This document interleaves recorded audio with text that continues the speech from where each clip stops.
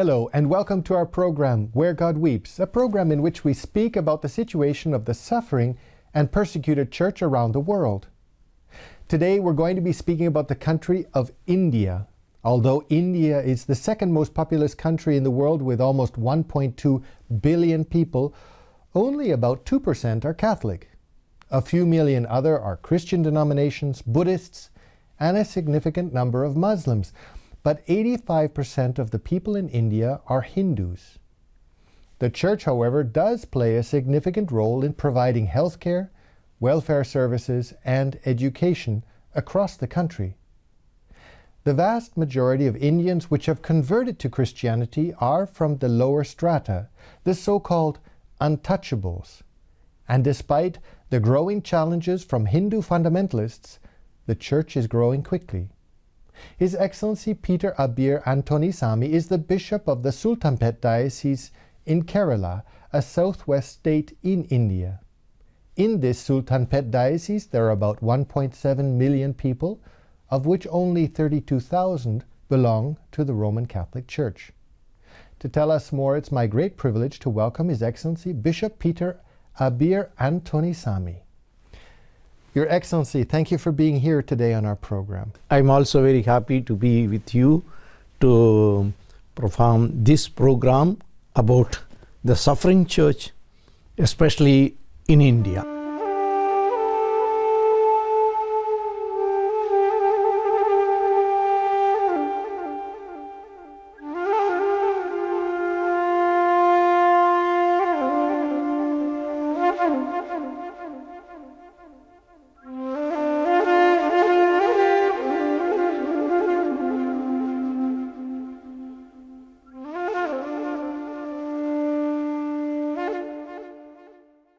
Your Excellency, you are not from the region of Sultanpet in southwest India. Where are you originally coming from? In fact, see, I was a priest of Pondicherry Archdiocese in the southeast. So you're on the other side of the Indian... southeast of India. Yes. And I was doing my biblical ministry after my studies in Rome and so in different in my region. Yes. But then I was made asked to be I am made bishop by Pope Francis in Pope Francis 2013. For a new diocese, created new diocese in 2013 in December in the border between Kerala and Tamil Nadu, but it is in Kerala. Can you describe a little bit, what do we understand by the people who are in your diocese, a little bit about the environment? Is it a rural area?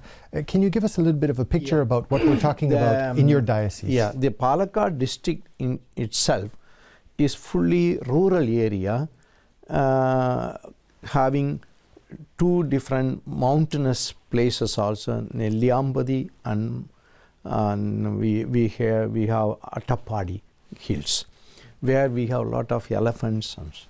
In the people who are populated very much are mostly small farmers. And my Catholics are 150 years ago migrated from the neighboring state, Tamil Nadu, to this place because it was under Madras presidency, the same government. So there was no problem of movement. Right. But then only the language, they are also that Malayalam. Now, they learnt and they speak Malayalam, but they keep of their Tamil tradition and Tamil culture, Tamil language. Now this was, I think, the biggest challenge for you when you came, was precisely I didn't know the Malayalam language. at all. So I had in my 32,000 Catholics, about 28,000 speak Tamil, but the other people speak Malayalam. So I had to learn Malayalam and perform. Because why I was sent? Because the majority are from my region and Tamil. And liturgy is held by in Tamil mostly, also in Malayalam. So I learnt Malayalam Little by little, you were able then to reach the people. to reach the people Now- in Malayalam also. Total population of the state or the diocese is about 1.7 million. Million. Million, no? Million. You have Hindus, you have Yeah. Muslims. Muslims, and some other And Christian denomination. Christian denomination, but very little. Very little. But mostly there is one big group of Syrian Catholics. So you're not the only Catholic community. There's the Latin Rite and the Latin Syrian. Rite and Syrian. There And is Syrian another Rite. bishop in the same town. How would you define the relations now between the peoples?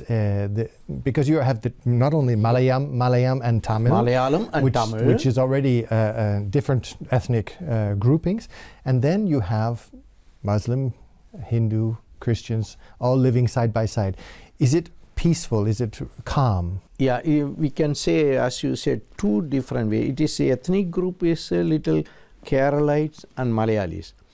But since they are slowly integrated, these Tamil people, in the new state of Kerala with the language, and slowly they are also absorbed by this new culture, of Malayalam culture, there is not a big difference between the ethnic strife. Is not there. So it's peaceful. Peaceful in that respect. Right. Even though I have to mention the government and the officials are fully of Malayalis, and these Tamils, so in a way neglected. In a way, they are not that very much taken care but of. not a second-class citizen. No. She's not second. Just neglected. Little neglected because there was no leadership from this part. From the Tamil side. Now only after creation of the new diocese, we are already political awareness is given, and now it is much more better, peaceful. You also mentioned, we were speaking earlier, and you mentioned that a lot of your people are migrants. Migrants. Where are they coming from and where are they going to? Or migrants in the sense that they've come to your diocese and now are not landed. Is that what we understand by migrants? They are out because of climate. There was not much rain in their region, about 200 miles or 150 miles from this place, Palakkad to Tamil Nadu. So they slowly migrated. Coming to you. They came 150 years ago, not now. Not now. And they came maybe about 30, 40, 50 families. And now they are spread out in 40 villages. And there is no movement now. They came and got But this land. has provoked a lot of poverty. This has provoked a lot of social challenges. What are the social challenges? First of all, in this area, for a long time, it is more of a rough area and hilly areas also, and rocky places, and they are only small farmers of vegetables and some coconuts. And they are mostly daily laborers. So they have to depend upon everyday labor for their daily maintenance. So in order to survive from one day to the next, they have to have a job. They have a job. Which is not fixed. And it's not fixed. It's only casual labor, no? In that case, what happens if they don't get a job from one day to the next? See, one day they can survive, but next day means if there is any big sickness, anything, they get loan, and they take a loan. Take a loan from others, not from bank. No, but from the others, other people, and survive. To get so it's really a hand-to-mouth hand to mouth. It is not so easy, and education was very much neglected because of both parents go to work. They need to survive. Children are not very much. And children are working too. Children also were working. So before the new diocese was started, why the diocese was started?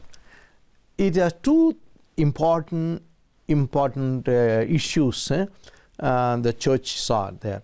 First of all, the Christians are not very much taken care of by the neighboring dioceses, like very far away, Kozhikode, we say. They were taking care of the Christians who were speaking Malayalam. And from Coimbatore, it is also far away, They were taking care of the people who were talking. So the first question was an ecclesial question. Ecclesial question. And the second question? Then spiritual, pastoral question. That is the one thing. Right. Second question is social development. There is no leadership much on the education, on the health care or welfare schemes. It is not very much taken care of. And so the church saw an or let's say a problem and an opportunity to help. Opportunity to help, so that now when the new diocese comes, then with my priests and religious, we take up a lot of not only pastoral spiritual care, but also their social needs, So political awareness and health care. There is no health insurance, and so we are slowly now, we are medical help we are doing, and also we are helping also with the education. I have started just How many schools have you started? I have in now 6 years I have started really 3 primary schools and 1 high school. And the people now, because they are not necessarily used to the idea of sending their children because of the question they need to work, it's also been a question of pulling the families and saying, now bring your children. Sure. And are they now interested in sending their school? Now interested because they think without education they cannot survive. Education for the children is very important. If the children have to have a better future, a better future. Yeah, because otherwise they can only find a job in the agriculture or in the construction work laborer, but it is not fixed. Having recognized that the Catholics are 32,000 within a population of 1.7 million, it means that the majority of your students are either Hindus or Muslims, and very few Catholics. In fact. Very good. See, it is very good. See, we started the schools not only for Catholics or Christians, but for the whole public of that area, because everyone suffers in the same way without much education. Poverty is there both for Hindus and Muslims of that area. So we admit anyone who wants to come, and we encourage Christians and non-Christians, and they are happy about our program, because our Catholic give good education and cheaper than the state schools. State schools or in the private education. Private educations are there. We have to pay a lot. Here we don't need. There's also a complementary positive development, and that is the living together. That is there. I understand that there is a slight challenge of fundamentalism from the Hindu. No, it is not only slight. I don't want to overstate, I say slight. You can tell me it's more than just slight. Yeah, and I need to know from you, what is the problem of fundamentalism and how does it affect you on a day-to-day work? So in general, Christians, Muslims and Hindus live together there. In face value, we say we don't have all the time strife between these three, and there is no antagonism as such. We have very peaceful coordination among these people, but because of the fundamentalist groups of mostly of Hinduism coming or initiated or promoted or by even encouraged by neighboring states, and here they slowly intruded to make some problems for the Christians. What kind of problems? It is not very much attacking, but there is also very much influencing the Catholics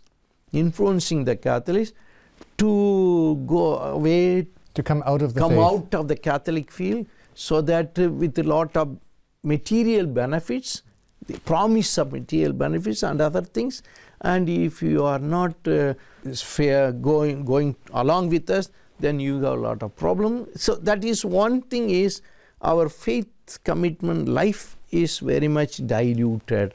That is one challenge. Second challenge is even they drag to give a permit.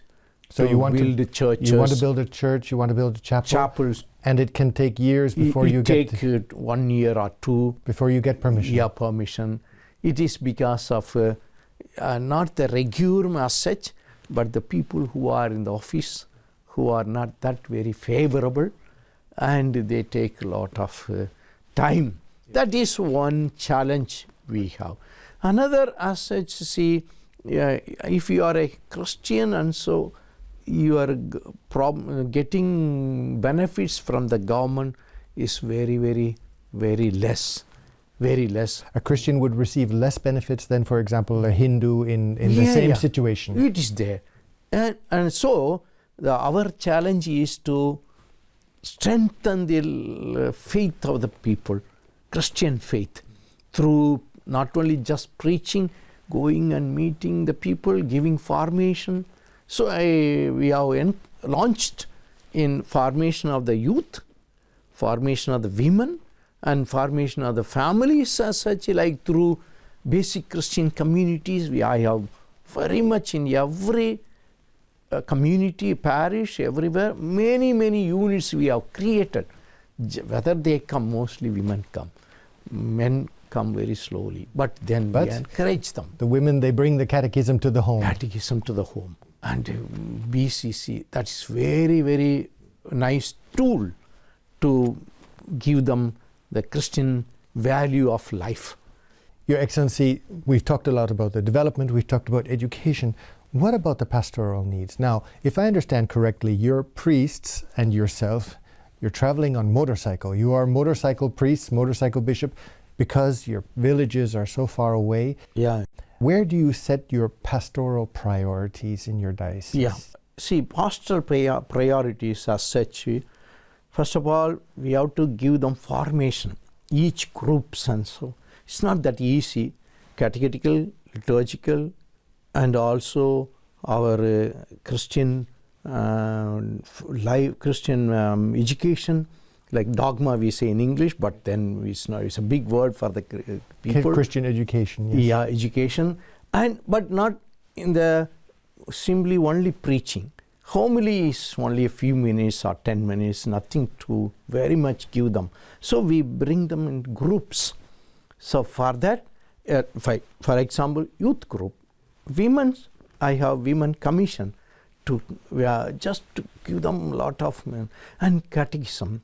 Catechism is very much, not only in the schools it is not easy, because first of all, one government aided one school I have, where we cannot teach catechism. So catechism is not allowed because... Not allowed in the school time, and other time I cannot bring the children. So we concentrate very much Sunday catechism. After the Mass, bring the children for the catechism, or first catechism and then children's Mass. So like that we take a lot of effort. And you root the young people in their faith. Group and young youth group. But for that, what we are doing it in different parish level, but it's difficult. So in diocese, I am just started building pastoral center. Yes. It is not so easy because we cannot raise funds from our own people very much.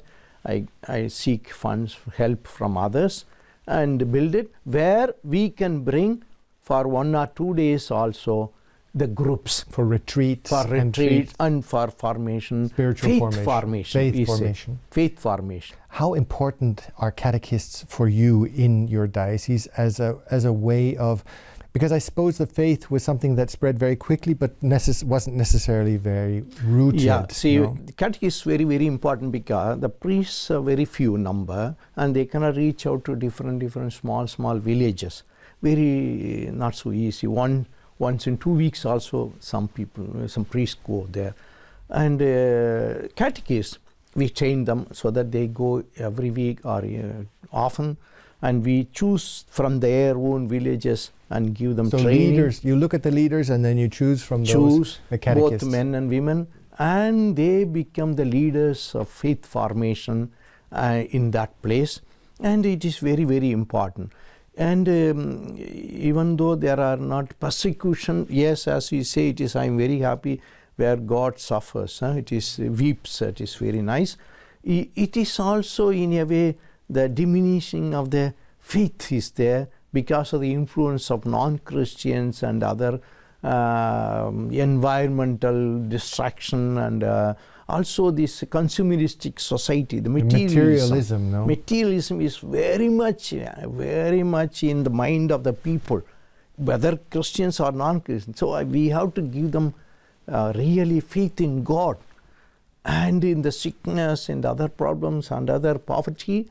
To give them a sense of the meaning to their suffering. Meaning to the suffering is very difficult to find the significance of life in general. So catechists are very much important, and we also have religious sisters. Yes, not to forget. Yeah, more than 120 sisters we have, mostly engaged in school ministry, also health care, but in the free time in the evening they go and visit homes. They home visit. So visiting the home is very, very important. I must say also, we also form the Christians everywhere through basic Christian community formation. BCC we call it, basic ecclesial community. Very, very important, because even though mainly many women come, but through women this reach out to the families. Faith formation. We have discussion not only on our Catholic faith, but also on social need, political awareness. Discussion is there. And I think also it must be important for in this case, the women to share. That is, that they see that they're not alone in their suffering, that somebody else has a similar situation, and how the faith has helped them, and perhaps give them some inspiration in how they can confront their personal challenges. Yeah, it is very important because of the lay formation and lay leadership is given there. And it is not the work of the only priests and the sisters, the religious sisters, but also we give them a responsibility of the laity, how they should also play a very significant role in faith of the church and also in the life of the church. Your Excellency, you've given us a scope of your pastoral activities. How can we help you? Where do you see your priorities now? In two ways, I always need tell the people to help me. First of all, help me to give formation, different formative programs. It's not easy to reach out people, and through our media, little thing, we go and give them formation and formative programs. Buying maybe motorcycle or four-wheeler, to carry things, and so different villages and give them. That is very, very... To support the mission work, getting out there. Mission work. Mm-hmm. That is one... That's one area. One area. Secondly, also, I am also very much interested to build up infrastructures, like pastoral center, some rooms and halls, and some for them, and give them retreat, pastoral center, social service center. So that infrastructures I need. We cannot just always go to different places, but we bring them so that for interaction and seeing, and the for community. A community feeling of community, that is there. That is the importance of bringing them together in a center. For that also, I also and seek chapels. Very important. Chapels. And one or two big churches. I don't have many big churches, only 5 villages where I have about 800 to 900 families. So that's about big thing there. But in other places, about 70, 60, 70 or 50 families spread out. But the house of God in which to worship is fundamental. Yeah, it is very important. House of God, not only to worship, bringing together, and community leadership. And I express this one help. Why? Because we are in the mission field, and as Pope John Paul's saint, he encouraged the missionary cooperative program. He only started in America, especially, so that I usually tell our preaching when we go to America. See, when you collaborate with us, like through your little financial help or prayer, important, you become also missionary living in New York or in other places, Boston or anywhere, you become a missionary in our place. Because we are the body of Christ. Body of Christ, we are one in Mission. mission. That is what gives us also satisfaction, that I also share my faith through my means of financial means and prayer, like our Teresa of Avila staying, or Lisieux, Teresa of Lisieux, staying in France, in Lisieux. She was a big, great missionary. She was the greatest missionary of the church. Missionary. So that is the thing. Bishop Peter, thank you for having been with us today in our program. Thank you for this opportunity. And thank you, ladies and gentlemen, for having been with us today in our program, Where God Weeps. And if you'd like to know more about the work of Bishop Peter in the Diocese of Sultanpet, and how you might be able to help with his pastoral projects, either through your prayers or concrete action, I would encourage you to look at the contact information at the end of this program. And we look forward to seeing you next week. Take care.